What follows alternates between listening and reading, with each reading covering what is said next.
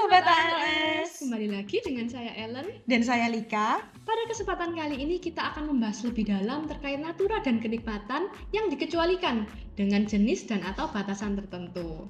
Oke, daripada berlama-lama langsung aja kita masuk ke materinya. Nah, jadi di sini natura dan atau kenikmatan itu merupakan jenis-jenis natura yang terperinci disertai dengan batasannya atau negative list. Nah, batasan di sini dapat berupa untuk natura bisa berupa kriteria penerima dan atau nilai, dan untuk kenikmatan bisa berupa kriteria penerima, nilai, dan atau fungsinya. Nah, kita pertegas kembali ya Kak ya, bahwasanya kalau natura itu berupa barang, sedangkan kenikmatan sendiri itu berupa fasilitas. Karena orang-orang itu masih bingung untuk membedakan natura itu seperti apa, kenikmatan itu seperti apa. Jadi kita ingat kembali bahwasanya natura itu berupa barang dan kenikmatan adalah berupa fasilitas. Kemudian bagaimana nih bisa dikatakan sebagai objek pajak PPh-nya? Nah, itu berasal dari lebih nilai natura atau kenikmatan yang diterima dikurangi dengan batasan berupa nilai tertentu. Nah, selisihnya itu nanti menjadi objek PPh. Kemudian perincian natura dan atau kenikmatan dan contoh perhitungan ini akan kita jelaskan selanjutnya. Nah, kemudian yang kita masuk pertama dulu nih. Yang pertama itu ada bingkisan dari pemberi kerja antara lain berbentuk bahan makanan, bahan minuman, makanan dan atau minuman dalam rangka hari besar keagamaan. Ini ada 5 hari raya nih yang disebutkan. Yang pertama ada Hari Raya Idul Fitri, Hari Raya Natal, Hari Suci Nyepi, Hari Raya Waisak atau Tahun Baru Imlek. Batasannya apa? Ini tuh diterima atau diperoleh oleh seluruh pegawai. Jadi ini tidak ada batasan tertentunya. Kayak minimal nominalnya itu tidak ada. Jadi semuanya bebas gitu. Bebas jadi objek PPh. Berarti meskipun kita menerimanya dalam jumlah yang besar gitu ya Kak, tapi karena dia termasuk dalam 5 hari raya ini maka dikecualikan semua ya Kak? Iya, dikecualikan nih Kak. Oke, lalu yang kedua di sini ada juga bingkisan dari pemberi kerja yang diberikan selain dalam rangka hari raya tersebut yang sudah dibahas Kak Lika.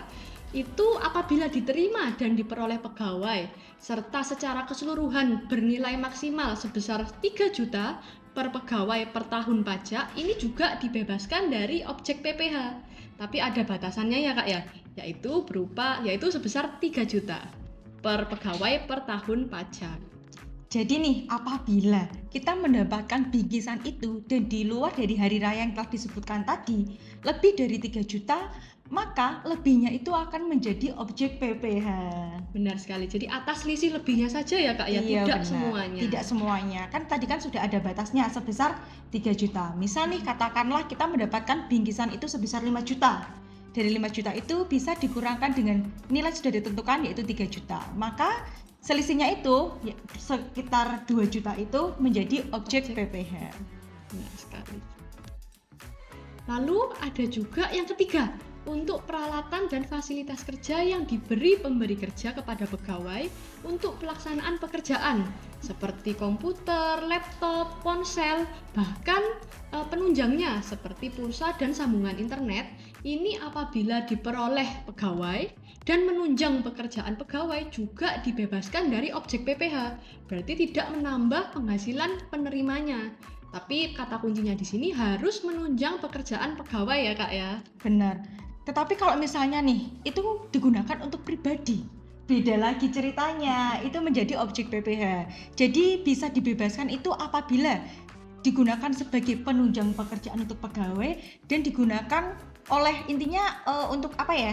Untuk penunjang pekerjaan untuk kerja itu bebas. Kalau digunakan untuk pribadi pastinya akan dipotong PPh. Benar banget, karena ini kan untuk keperluan perusahaan ya Kak ya. Iya. Nah, kita lanjutkan nih, yaitu fasilitas pelayanan kesehatan dan pengobatan dari pemberi kerja. Apa saja batasannya? Yang pertama, diterima atau diperoleh oleh seluruh pegawai. Kemudian yang kedua, diberikan dalam rangka penanganan. Yang pertama ada kecelakaan kerja, kemudian penyakit akibat kerja, kemudian kedaruratan penyelamatan jiwa, atau pengobatan lanjutan sebagai akibat kecelakaan kerja dan penyakit akibat kerja. Nah, jadi jangan salah sangka. Penyakit akibat kerja itu juga ada. Nah, ketika kita ada penyakit dalam kita kategorinya tuh Melakukan. masih bekerja, terus tiba-tiba kita kan nggak ada yang tahu ya, kecelakaan atau mungkin penyakit tiba-tiba kambuh, dan itu kalau masih dalam area pekerjaan itu bisa tidak dipotong PPH. pajaknya. Benar ya. Jadi contohnya misal ada sebuah buruh gitu ya, yang dia mengoperasikan sebuah mesin, tetapi misalnya dalam mengoperasikan sebuah mesin itu terjadi kecelakaan, entah bagian tubuhnya terkena atau luka gitu ya. benar, jadi itu kan tergolong sebagai penyakit akibat kerja atau kecelakaan kerja. Nah, nanti apabila pegawai tersebut menerima pengobatan dari perusahaan, tidak dikenakan objek PPH ya Benar Kak ya. sekali, dibebaskan gitu ya. Oke, lalu selanjutnya ada fasilitas olahraga dari pemberi kerja. Selain fasilitas olahraga golf, pacuan kuda, balap perahu bermotor, terbang layang, dan atau olahraga otomotif.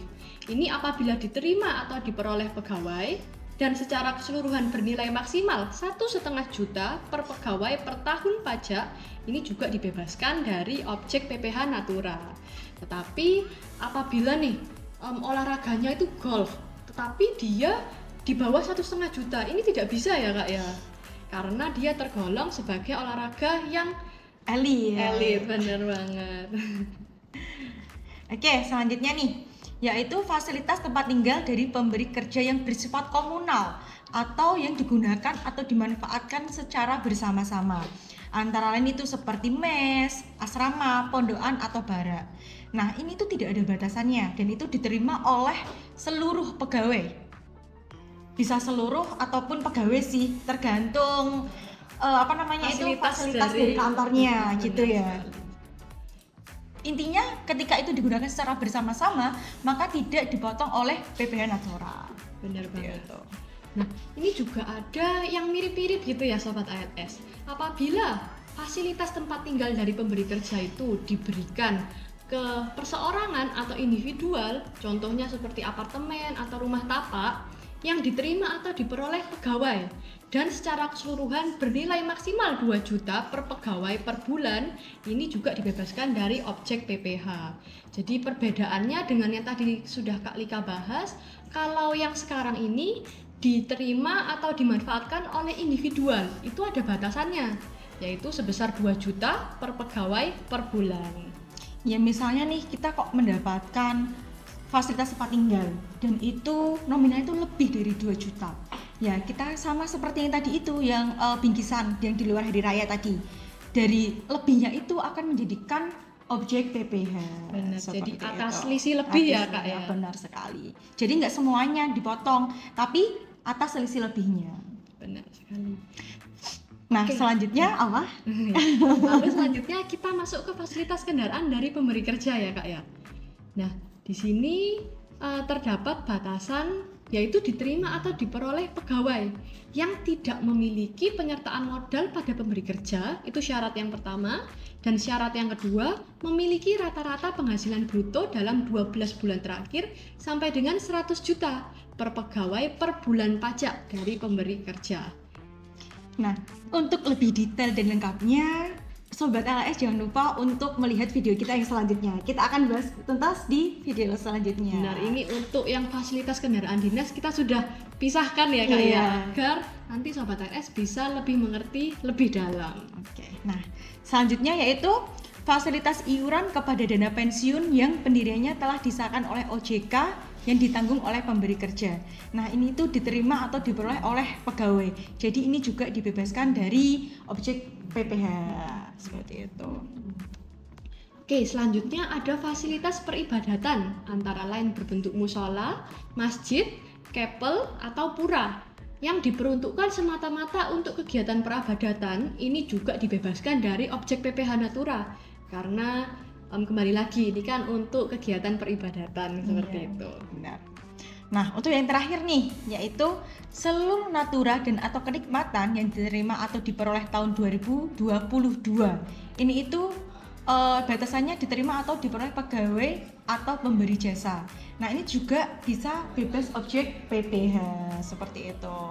Karena seperti yang kita tahu, PMK 66 tahun 2023 ini baru terbit pertengahan 2023 ya. Iya.